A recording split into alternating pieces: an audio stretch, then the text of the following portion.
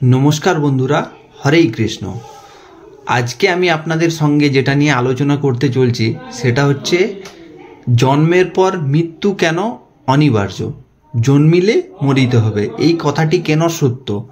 तो तार आगे आरेकटा जिनिस आमी आपनादेरके जानाते चाइ जे आमार एई चैनेलेर द्वितीय अध्यायेर बेश किछु कमेंट एसेछे, ओई कमेंटेও किछु भक्तगण जानते चाइछेन जे जन्मेर पर मृत्यु केन अनिवार्य।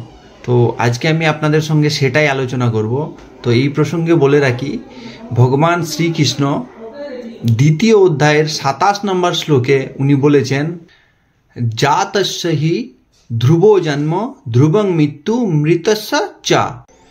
अर्थात जातस्य हि बोलते जातस्य माने हच्छे जिनी जन्मग्रहण करेछेन, हि बोलते हच्छे निश्चय, ध्रुवो जन्म ओनार मृत्यु हच्छे अवश्यम्भावी, ध्रुवं माने अवश्यम्भावी, मृत्यु माने मृत्युबरण करबे, ध्रुवं जन्म उनी आबार अवधारित जन्म ओनार, ताहले जिनी जन्मग्रहण करछेन ओनार मृत्यु हच्छे अवधारित, तस्माद् अपरिहार्य अर्थ तैभं सचितुम आहर्षि।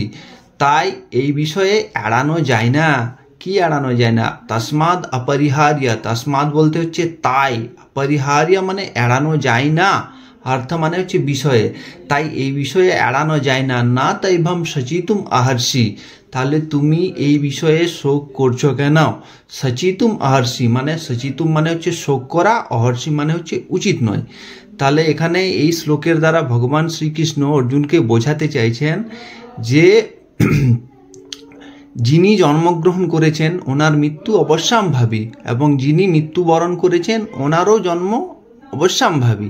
তাহলে জন্মিলে মরিতে হবে, আবার মারা গেলে আবার জন্মগ্রহণ করতে হবে। তাহলে তুমি এত শোক করছো কেন? বৃথা তুমি এত শোক করছো কেন? তো আত্মা হচ্ছে দেহ ত্যাগ করে, মানে ওনার বক্তব্য অনুযায়ী আমরা এই শ্লোক থেকে বুঝতে পারছি যে আমাদের দেহ নশ্বর কিন্তু আত্মা হচ্ছে অবিনশ্বর। আত্মা শুধু এক দেহ থেকে অন্য দেহে স্থানান্তরিত হয়। তাহলে আশা করি আমি আপনাদেরকে বোঝাতে পারলাম এই শ্লোকের মাধ্যমে যে জন্মের পর মৃত্যু কেন অনিবার্য। সবাই ভালো থাকবেন।